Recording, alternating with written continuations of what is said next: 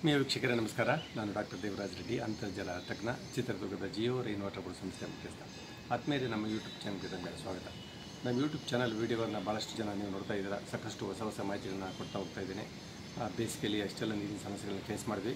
ಈಗ ಬೀಳುವಂಥ ಮಳೆ ನೀರನ್ನ ಯಾವ ಥರ ಸಂರಕ್ಷಣೆ ಮಾಡಬೇಕು ಅನ್ನೋದ್ರ ಬಗ್ಗೆ ಸಾಕಷ್ಟು ವೀಡಿಯೋಗಳನ್ನ ಕೊಡ್ತಾ ಹೋಗ್ತೀನಿ. ನಮ್ಮ ಯೂಟ್ಯೂಬ್ ವೀಡಿಯೋಗಳನ್ನು ಲೈಕ್ ಮಾಡೋದು, ಶೇರ್ ಮಾಡೋದನ್ನ, ಸಬ್ಸ್ಕ್ರೈಬ್ ಮಾಡೋದನ್ನ ಮರಿಬೇಕು.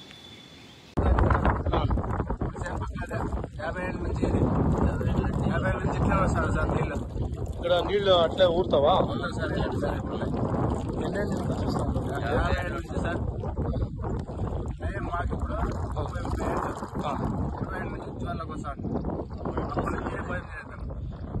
అంటే ఇక్కడ అగ్రికల్చర్ ల్యాండ్ చేసేందుకు ఇట్లా ఉన్నా. సరే, ఏమేమి యూస్ చేస్తా ఉంటారు దీన్ని? అగ్రికల్చర్ యూస్ చేస్తారా?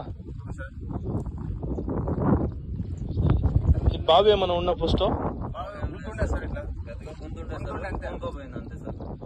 అవునా, ఎన్నడి ఉండేది? 5.5 అడిగి ఉండే.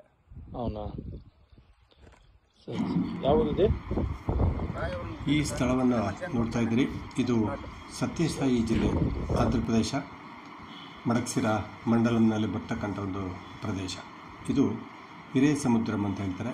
ಪಕ್ಕದಲ್ಲಿ ಮಣ್ಣೂರು ಅಂತಿದೆ. ಈ ಒಂದು ಸ್ಥಳವೊಂದು ಬಂದು ಸುಮಾರೊಂದು ನಾವು ಇಲ್ಲೊಂದು ಸ್ಮಾರ್ಟ್ ಆಗ್ರೋ ಅಂತ ಹೇಳಿ ಒಂದು ಕಂಪನಿಗೆ ಪ್ರಾಜೆಕ್ಟ್ ಮಾಡಲಿಕ್ಕೆ ಹೋದಂಥ ಸಂದರ್ಭದಲ್ಲಿ ಈ ಬಾವಿ ನೋಡಿದ್ವಿ.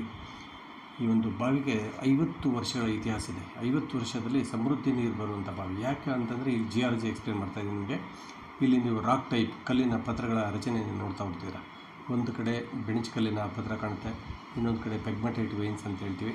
ಅಂದರೆ ಪ್ರತಿ ಅಡಿಗೂ ಸಹ ಭೂಮಿಯಲ್ಲಿ ಬದಲಾವಣೆಯ ಕಲ್ಲಿನ ಶಿಲಾ ರಚನೆ.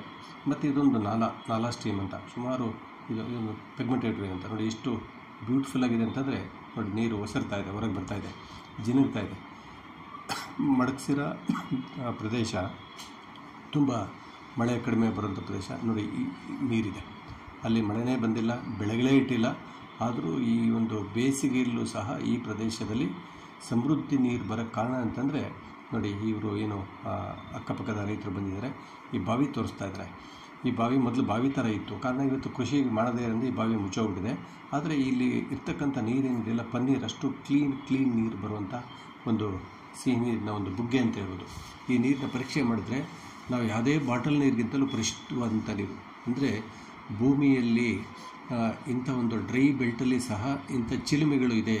ನಮ್ಮ ರಾಜ್ಯದಲ್ಲಿ, ದೇಶದಲ್ಲಿ ಈ ಥರ ಲಕ್ಷಾಂತರ ಚಿಲುಮೆಗಳನ್ನು ಇವತ್ತು ಸಹ ನಾವು ನೋಡ್ತಾ ಹೋಗ್ಬೋದು. ಈ ನೀರನ್ನು ಇವರು ಜನಗಳು ಕುಡಿತಾರೆ, ಮತ್ತು ಕುರಿ ದನಗಳು ಸಹ ನೀರು ಕುಡಿದಿದೆ. ಮೊದಲು ಬಾವಿ ಥರ ಇತ್ತು, ಈ ಕಾಲಕ್ರಮೇಣ ಇದು ಮುಚ್ಚಿ ಹೋಗಿದ್ರು ಸಹ ಇದು ಭೂಮಿಯಿಂದ ನೀರು ಹೊರಗೆ ಚಿಮ್ತಾ ಇದೆ, ಹೊರಗೆ ಬರ್ತಾ ಇದೆ. ಈ ಒಂದು ಬಾವಿಯಿಂದ ನೀರು ಹೊರಗೆ ಹರಿದೋಗ್ತಾ ಇದೆ. ಇದನ್ನು ಆ್ಯಕ್ಚುಲಿ ಸಣ್ಣ ಒಂದು JCB ಯಂತ್ರ ಬಳಸಿ ಇದನ್ನು ಸ್ವಲ್ಪ ವೈಡಾಗಿ ಮಾಡಿಕೊಂಡ್ರೆ ಸಮೃದ್ಧಿ ನೀರನ್ನ ಪಡಿಬೋದು.